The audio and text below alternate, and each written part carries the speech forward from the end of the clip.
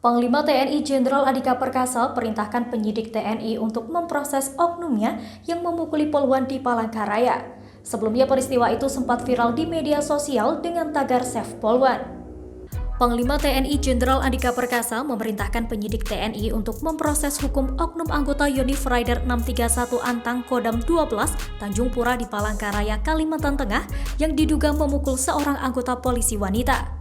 Peristiwa pemukulan itu terjadi di Jalan Cilikriwut kilometer 3 Palangkaraya sekira pukul 1 waktu Indonesia Barat terhadap seorang poluan bernama Bribka Taskia Nabila. Kepala Pusat Penerangan TNI Maijen Prantara Santoso dalam keterangan tertulis pada Selasa 7 Desember 2021 mengatakan, Panglima TNI telah memerintahkan kepada seluruh penyidik dan juga aparat hukum TNI maupun TNI AD untuk melakukan proses hukum kepada oknum-oknum anggota TNI AD yang diduga terlibat dalam tindak pidana. Perantara menambahkan penyidik TNI juga berkoordinasi dengan Polri untuk melakukan proses hukum terhadap personel Korps Bayangkara dalam dugaan tindak pidana tersebut. Sebelumnya pada Senin 6 Desember 2021 lalu viral di jagat maya tagar Save Poluan. Tagar ini muncul usai beredar informasi terkait insiden pemukulan terhadap seorang polisi wanita atau poluan Bribka Taskia Nabila yang dilakukan oleh sejumlah orang yang diduga anggota TNI di Palangkaraya. Adapun peristiwa ini berawal ketika seorang poluan sedang melakukan patroli dan mencoba mengamankan sebuah keributan.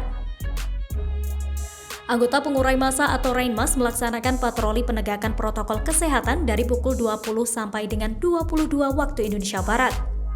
Pukul 22.30 personel Rainmas melanjutkan patroli yang dilakukan di jalan kawasan Pameran Temanggung Tilung, Palangkaraya hingga pukul 1 waktu Indonesia Barat.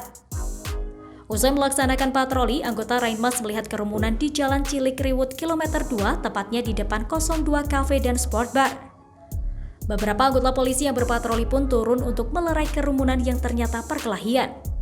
Namun ketika melerai, mereka malah mendapatkan perlawanan dari orang-orang yang mengaku anggota Batalion Rider 631 Antang. Akibatnya terjadi keributan dan membuat Bribda Nikolaus Rizky Marcelino mendapat pukulan di bagian bibir dan kepala bagian belakang. Sementara seorang poluan Bribka Taskia Nabila Supriyadi yang masuk dalam rombongan Rainmas juga mendapatkan pukulan di kepala bagian belakang dan luka memar di tangan bagian kiri.